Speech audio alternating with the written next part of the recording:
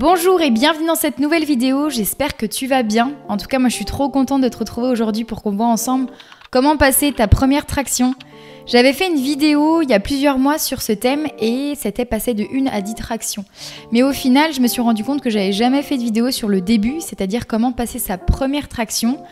Car on ne sait pas tous en faire une. Et d'ailleurs, j'en suis la preuve formelle. Il y a quelques années, je ne savais pas en faire ne serait-ce qu'une seule. Et aujourd'hui, j'en fais 15. D'ailleurs, objectif 20. Dans cette vidéo, je vais te donner tous les petits exercices et conseils qui m'ont permis d'y arriver en 3 semaines. Et je me rappelle encore des dates. J'ai eu ma première traction le 21 février 2018. J'avais commencé à m'entraîner en début février 2018. Ça date. Mais en même temps, c'est pas si longtemps que ça va faire 5 ans en 2023 que je sais faire des tractions. Rentrons dans le vif du sujet et je vais te montrer aujourd'hui ce qu'on va voir dans cette vidéo. En premier, on parlera de mon expérience personnelle, comment j'ai fait pour y arriver, par quel chemin je suis passée. En deuxième point, on verra mon retour d'expérience aujourd'hui. Ce que j'aurais dû faire et du coup on verra aussi les exercices spécifiques sur lesquels il faudra que tu travailles, que tu te focalises pour y arriver. En troisième point, on verra qu'il est important de prendre du recul sur son niveau pour travailler sur ses faiblesses et bien évidemment je développerai sur ce point-là. Et le dernier point sera les 3 erreurs communes que les pratiquants, que les personnes font quand elles s'entraînent et qu'elles n'arrivent pas à progresser. Et puis ce sera pas mal. De toute façon, tout au long de la vidéo, je te donnerai des conseils. En clair, cette vidéo elle sera très intéressante parce que tu auras les conseils que je t'aurais donnés il y a 5 ans, car c'est quand même ceux qui m'ont permis d'y arriver. Mais je vais apporter des petites touches de fraîcheur tout au long de la vidéo avec les conseils de la Charlène 2022, étant donné que j'ai appris des choses durant ces quelques années. Parce que oui, j'aurais peut-être fait les choses différemment si j'avais eu un petit peu plus d'expérience, donc je vais te les partager aujourd'hui. Let's go, on commence avec le premier point. Mon expérience personnelle. Pour placer un petit peu le contexte, il y a 5 ans, je me suis inscrite dans une nouvelle salle de sport ayant pour objectif de préparer mon diplôme de coach. Donc j'avais pour objectif de passer une traction pour rentrer en formation. Et du coup, dès que je me suis inscrite, je suis allée voir le coach de la salle et donc c'est lui qui m'a recommandé des exercices pour y arriver. Et donc pour t'expliquer mon niveau, j'étais incapable de décoller lorsque j'étais sous la barre de traction et je savais même pas quel muscle engager. Donc bon, on partait vraiment de zéro. Et je me souviens encore du premier entraînement que le coach m'a fait faire. Il m'aidait en fait à la partie concentrique et donc je devais retenir la descente toute seule, donc la partie concentrique, en faisant plusieurs répétitions. Donc premier entraînement, il m'a fait faire du négatif alors que je n'avais aucune base en musculation du haut du corps. Alors je dis pas que l'excentrique est mauvais, pas du tout, au contraire. Ça m'a énormément aidé à progresser et c'est d'ailleurs l'une des meilleures méthodes pour apprendre un mouvement qu'on ne sait pas encore faire. Simplement pour mon niveau, je trouvais ça un petit peu violent et personnellement, je ne ferais pas faire du négatif à quelqu'un de débutant, c'est-à-dire à une personne qui n'a jamais fait de tirage. J'attendrai quelques semaines avant de lui en faire et je l'orienterai peut-être plus vers des exercices isotoniques de manière à travailler autant la partie concentrique que la partie excentrique du mouvement. Bref, après avoir travaillé spécifiquement sur les tractions, je faisais des exercices de tirage horizontal et vertical sur machine guidée et je faisais en sorte de mettre de plus en plus lourd à chaque séance. Bon, par contre, je me souviens, à ce moment-là, je notais pas grand-chose de mes séances, c'est-à-dire que je pensais à chaque fois mettre plus lourd à chaque fois, mais j'avais pas de trace écrite des séances précédentes. Donc au final, c'était un petit peu aléatoire. Une séance sur 2, je travaillais mon tirage horizontal en faisant des tractions australiennes à la barre droite. Et plus les semaines avançaient, plus je m'inclinais sous la barre, et donc plus j'augmentais la difficulté de l'exercice. 3 semaines après avoir fait 4 entraînements spécifiques pour apprendre les tractions, j'arrivais à en faire une en partant bras tendus, mais en partant pas suspendu à la barre. D'ailleurs, j'ai longtemps travaillé mes tractions en gardant une légère flexion au niveau des coudes, ce qui fait que mes tractions n'étaient pas réalisées en amplitude complète. Avant, je privilégiais la quantité à la qualité, c'est-à-dire que je préférais ne pas aller jusqu'en bas et en enchaîner plusieurs plutôt qu'en faire moitié moins en amplitude complète. Aujourd'hui, les choses ont changé et crois-moi, vaut mieux privilégier quand même la qualité à la quantité. C'est-à-dire faire de belles tractions en amplitude complète de manière à renforcer les muscles dans leur intégralité pour ne pas aussi être plus fort sur qu'une partie du mouvement. Bon, bien sûr, avec tous ces exercices, même en étant très proche de l'échec à chaque séance, j'ai réussi à passer ma première traction. Par contre, si j'avais eu plus de connaissances, je ne serais peut-être pas passée par le même chemin. J'aurais peut-être utilisé différentes méthodes qui peut-être auraient été moins traumatisantes pour mes articulations. J'ai une petite tendinite qui est apparue, des petites douleurs en fait au niveau des coudes et en fait je sais que ça a apparu dès que j'ai commencé à travailler les tractions parce qu'après en fait cette douleur-là elle était c'était une douleur chronique, c'est-à-dire qu'elle revenait en fait, elle partait, revenait. Et quand j'ai commencé à prendre les muscle-up aux anneaux, cette douleur-là, elle est réapparue, mais bien. Elle était là, elle a été présente pendant quelques mois et ça m'a beaucoup embêtée dans ma programmation. J'ai dû stopper, j'ai dû reculer de plusieurs pas avant de retrouver mon niveau. En fait, quand on est débutant, on a souvent tendance à vouloir aller trop vite et à vouloir charger, augmenter les répétitions plus facile, enfin de plus en plus vite, mettre de la charge, etc. Et c'est normal en fait parce qu'on est trop content de progresser, donc on a envie en fait de se challenger en mettant plus fort et tout. Sauf que c'est pas forcément le meilleur moyen parce que en fait peut-être que tu vas progresser à fond d'un coup.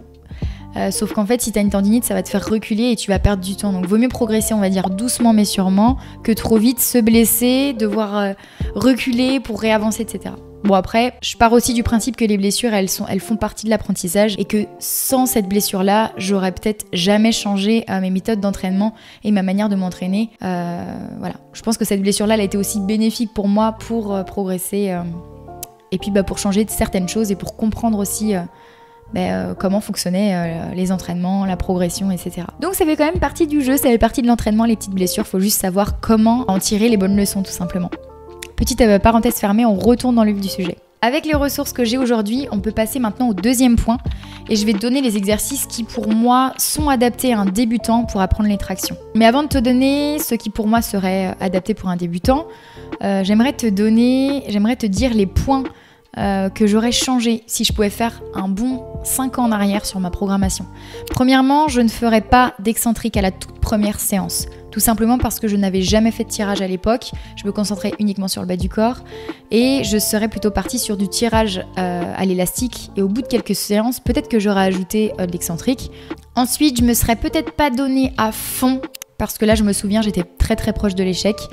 Et pour une première séance, c'est vraiment pas l'idéal parce que plus tu te rapproches de l'échec, plus tu augmentes la difficulté et donc pour faire mieux de séance en séance, ça devient très compliqué. J'aurais écrit chacune de mes séances pour les avoir sous les yeux et pour savoir exactement quoi faire pour progresser. Et bien sûr, je me serais filmée à toutes mes séances pour prendre du recul sur mon exécution et travailler sur mes points faibles, chose que j'avais pas fait. Et du coup, je me rendais pas du tout compte des points que j'avais améliorés. Bref, j'aurais changé quand même plusieurs petites choses. Après, on est d'accord, le chemin que j'ai emprunté il y a 5 ans m'a permis de réussir à faire des tractions. Donc bien évidemment, je dis pas qu'il faut surtout pas faire ce que j'ai fait. Je pense juste qu'on peut toujours optimiser la programmation. Du coup, avec mes ressources d'aujourd'hui, j'orienterai une personne débutante sur des tractions avec élastique si elle n'a jamais travaillé sur des exercices de tirage. Histoire de commencer à comprendre comment faire le mouvement en entier, comment tirer pour se tracter, etc. Au bout de quelques semaines, elle aurait pu intégrer des exercices excentriques dans ses séances, donc retenir uniquement la descente. Et une fois avoir travaillé spécifiquement sur les tractions, j'ajouterai à la programmation des exercices de tirage pour avoir plus de volume d'entraînement sur les groupes musculaires travaillés. Donc un exercice qui m'a permis vraiment de réussir, qui m'a beaucoup aidé pour réussir les tractions, ça a été le tirage horizontal, donc c'est les Australian chin-up, les tractions australiennes à la barre droite. Je te recommande vivement de l'intégrer dans tes séances. Plus on se rapproche de la verticale, plus c'est simple, plus on se rapproche de l'horizontale, plus c'est difficile. Donc l'inclinaison de ton corps sous la barre a un réel impact sur la difficulté de l'exercice. C'est à toi de jauger en fonction de ton niveau. Mais je te recommande de choisir une inclinaison qui te permette d'enchaîner plusieurs répétitions sans que ce soit trop difficile. Faut juste trouver le juste milieu. Je suis sûre que tu as déjà entendu parler de tous les exercices que je viens de mentionner si tu t'intéresses un petit peu aux tractions, mais franchement, il n'y a pas de secret pour réussir. Si de nombreuses personnes n'arrivent pas à les passer alors qu'elles travaillent dessus, c'est sûrement pas un problème d'exercice, de choix d'exercice, mais sûrement un problème de méthode, de fréquence ou bien de proximité à l'échec. Et ça, on le verra dans le dernier point de la vidéo. On passe maintenant au troisième point, donc prendre du recul et travailler sur ses faiblesses pour progresser. On est tous différents et on a tous des points forts et des points faibles. Souvent, quand on apprend un mouvement, on a du mal à prendre du recul et à savoir ce sur quoi on doit se pencher pour progresser. Notre perception, elle est souvent faussée par le manque de connaissance de nous-mêmes. Et c'est pas du tout une critique, c'est tout à fait normal. Au début, on a tendance à suivre des programmations qui sont faites sur Internet pour coller à tout le monde, sauf que la vérité, c'est pas ça, on n'est pas tous pareils. On n'a pas les mêmes atouts, on n'a pas les mêmes faiblesses. C'est pour ça qu'il faut prendre du recul sur notre niveau pour mettre toutes les chances de notre côté de progresser et devenir plus fort.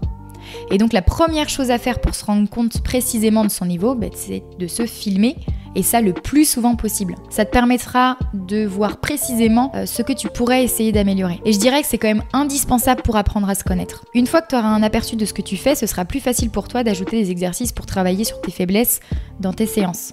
Souvent, on est fort sur une partie du mouvement, soit en haut, soit en bas. Eh bien, commence par regarder quelle partie est la plus dure pour toi, pour travailler dessus et renforcer cette partie en ajoutant un exercice spécifique. Si tu as du mal à décoller au début de ta traction, mais que tu arrives à facilement monter le menton au-dessus de la barre, alors je te recommande de travailler la moitié de ta traction en partant du bas, donc faire des demi-reps, avec un élastique pour que tu fasses un bon nombre de répétitions. Si à l'inverse, le haut de la traction est la partie qui est la plus difficile pour toi, alors je te recommande de travailler la moitié de ta traction en partant du haut avec un élastique pour faire plus de répétitions. Ça te permettra de renforcer la partie sur laquelle tu es le ou la moins à l'aise. Une autre chose que je remarque souvent quand j'apprends à faire des tractions aux personnes que je coach, c'est qu'ils me disent souvent j'ai plus de force, ça me brûle les avant-bras, ou encore mes doigts se déplient et je desserre la barre au fil de ma série de tractions. Et ça, c'est très clairement dû à une faiblesse dans les avant-bras. Du coup, le meilleur moyen de pallier à ça, c'est de les renforcer. Et alors là, il y a plusieurs manières, il y a plusieurs moyens de les travailler. Donc soit en suspendant à une barre le plus longtemps possible, à la fin de ces séances bien sûr, ou alors en faisant du farmer walk, ou en faisant des exercices d'extension, flexion de poignet avec une charge. Et bien sûr, tous les exercices qui te demandent de porter une charge lourde, bras tendus, comme du deadlift par exemple, seront très très bien pour renforcer tes avant-bras. Et donc bien sûr, je te recommande de les renforcer à la fin de ta séance pour ne pas que ça ait un impact négatif sur ta séance. Et on passe au dernier point qui est 3 erreurs communes que les personnes font quand elles s'entraînent et qu'elles stagnent et qu'elles n'arrivent pas à progresser. La première erreur est d'aller à l'échec sur chacune de ces séances. Normalement, quand on débute une programmation, sa proximité à l'échec doit être très faible. En clair, on doit se situer à 5-6 reps de l'échec, donc ne pas se cramer pour être sûr de pouvoir faire mieux à chaque séance. Plus on avance dans la programmation, plus on peut se rapprocher de l'échec. En gros, sur la dernière semaine de ta programmation, tu peux très clairement aller à l'échec. Les débutants et même les personnes qui s'entraînent depuis un bout de temps pensent que ne pas aller à l'échec ne les fera pas progresser. Et d'ailleurs, j'ai longtemps pensé comme ça. Le plus important dans une programmation est d'avoir assez de volume d'entraînement sur un groupe musculaire si on veut le faire grossir et potentiellement pouvoir exploiter sa force. Parce que plus un muscle est gros, plus il a un haut potentiel de développement de force. Mais à l'inverse, d'autres personnes se situent beaucoup trop loin de l'échec. Et dès qu'ils sentent que l'exercice commence à devenir difficile, ils s'arrêtent alors qu'ils auraient largement pu faire 5 répétitions en plus en étant encore très loin de l'échec. Et ces personnes-là se situent tellement loin de l'échec qu'elles ne progresseront pas. Car les muscles n'ont pas le temps d'être assez stimulés pour pouvoir faire des adaptations et donc grossir et donc devenir plus fort. La deuxième et la troisième erreur, elles vont ensemble et c'est de ne pas avoir assez de volume et de fréquence d'entraînement sur les groupes musculaires qu'on souhaite développer. Pour progresser et développer sa masse musculaire, il suffit de stimuler suffisamment et fréquemment un muscle. Et plusieurs études ont démontré qu'on devait faire minimum 10 séries par semaine pour stimuler suffisamment un groupe musculaire pour progresser.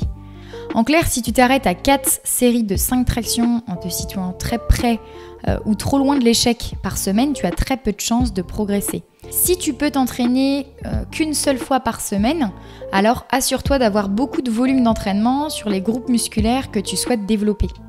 Fais minimum 10 séries de tractions et ajoute des exercices de tirage et d'assistance pour travailler sur tes faiblesses. Quand on a très peu de volume dans sa séance, alors on se doit d'augmenter la fréquence. Donc tu l'as compris, si tu peux faire qu'une séance par semaine, ce qui est très faible, alors tu dois avoir un haut volume d'entraînement. La fréquence et le volume fonctionnent ensemble. Plus la fréquence est élevée, moins de volume tes muscles ont besoin, vu qu'ils sont fréquemment sollicités.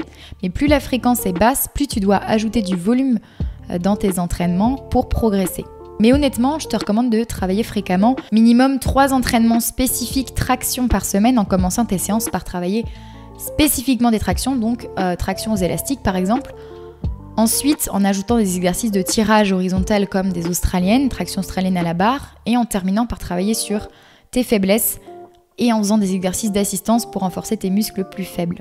On arrive sur la fin de la vidéo et on a vu ensemble par quel chemin j'étais passée il y a quelques années.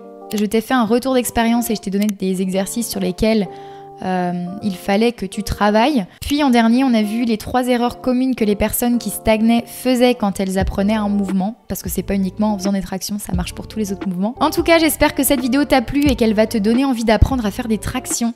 N'hésite pas à me dire dans les commentaires si toi aussi tu arrives à en passer quelques-unes et comment tu as réussi, par quel chemin tu es passé. Ça m'a fait très plaisir de te partager ces conseils. J'en partage plein d'autres et plus régulièrement sur Instagram. Donc si t'es pas encore abonné, je te mets le lien en barre d'infos et je te laisse me rejoindre. Et je te mets également le lien de mon site internet si tu souhaites bénéficier d'un coaching et qu'on avance ensemble. Sur ce, je te souhaite bon courage pour les entraînements et on se voit très vite dans une prochaine vidéo. Bye!